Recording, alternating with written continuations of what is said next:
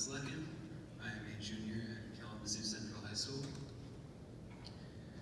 Growing up, I always heard this word, climate change. I never really knew what this word meant, and I didn't really care. It wasn't relevant to me. It wasn't until I heard my physics teacher, Mr. Gottlieb, talk about what climate change was doing to the Earth that I became interested in what climate change was. So I decided to go to this meeting. After school, and after that meeting, I realized how much of an impact climate change made on my life and the lives of people around me. When I heard 12 years, I knew something needed to be done. So I got involved with my school's group, the Kalamazoo Central High School Climate World Changers,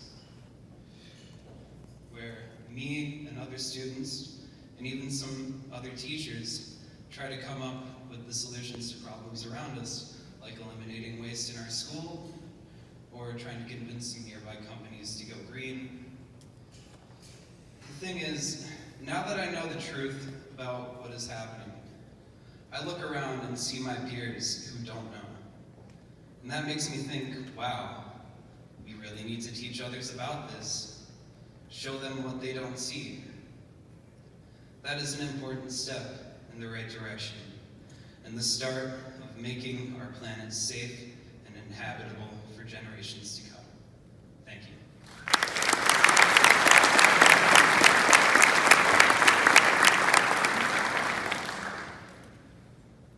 Hello, my name is Stephen Gunderson. I'm a senior at Kalamazoo Central, a former student of Joshua Gottlieb, who brought us all here. And I would like to start by thanking everybody who organized this event and is allowing us to speak and share our opinion. Climate change. 2 words that used to petrify people speaking on a stage like this. I'm here because of climate change, and because of that climate change, my peers are looking, and my generation is looking at a future with a planet where large parts of it will be uninhabitable by the time we're 40. Everyone has heard, even in the past week, especially today, CO2 levels are too high, the Earth is warming, greenhouse gases are slowly killing our planet, and we know what is going on and we know what we need to do to fix it. So what's stopping us? I read this morning on my way here in the MIT Tech Review that climate activism is a growing movement. Many of you participated in and helped organize the strikes last weekend. And that's amazing, but it's still not enough to pass the desperately needed legislation to help fix our planet. The people that control that legislation right now will be gone long before the effects of their inaction will ever affect them. Their inaction affects my generation. It affects me and my friends, and that is why I'm here. Because at the current pace, my generation, like I said, will be screwed by the time we're 40. I think it's safe to say that most of the people here have kids and some even grandkids. And as parents, you all want the best future for your kids. So why would I, by the time I am old enough and at a point in my life where I can have kids, why would I want to bring kids into a world where by the time they're 10, we're past a point of no return? A point where no matter what we do, and no matter how much money we throw into climate change and carbon sequestration, no matter what we do, we can't fix what the generations before us have done. The generations before us face a political issue of climate change. My generation faces extinction. So why shouldn't we be the ones trying to fix it? Thank you.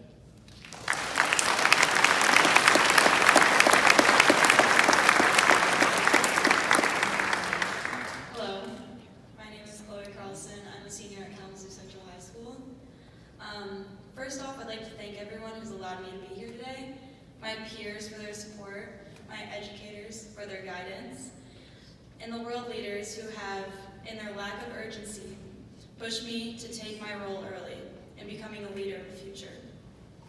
While I'm honored to have been invited here, I'm also saddened by the fact that this event had to occur in the first place. The fact that we have allowed our own ignorance and apathy to control our future, and potentially destroy any future we may have.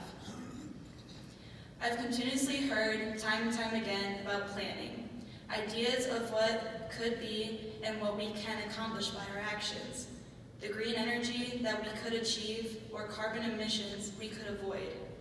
We see table after table talking about future years of achievement and idealistic predictions, and yet what I still do not see is action.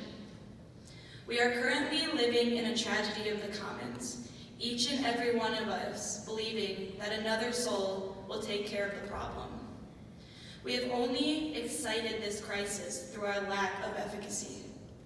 And while I'm grateful to have been given the torch and entrusted to start leading the future, I cannot do it alone.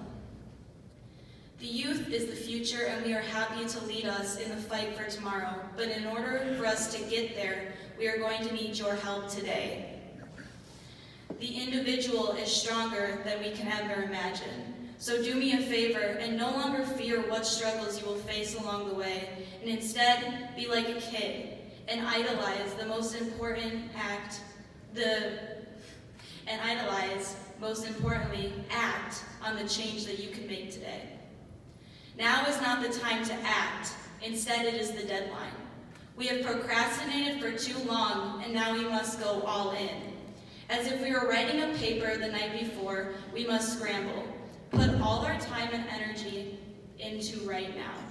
Because unlike an essay or a lab report that determines just a grade, this determines the state of our world, the state of our future.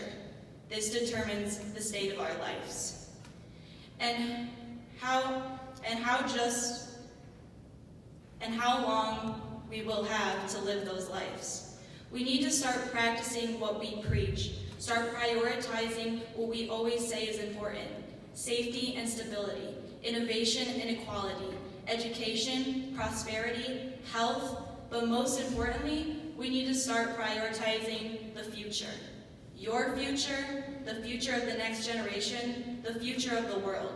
Because if we truly want to see the world of tomorrow, we must start today.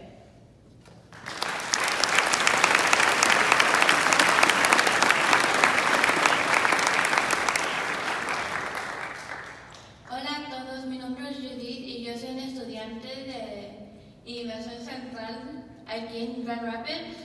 I am a junior y lo que yo les tengo que decir es que el clima global está afectando mucho a mi gente. A todos los hispanos que estamos ayudando aquí en los Estados Unidos, los está lastimando a nosotros. Porque aquí en los Estados Unidos agarramos un montón de nuestra comida, un montón de nuestras pinturas, maquillaje.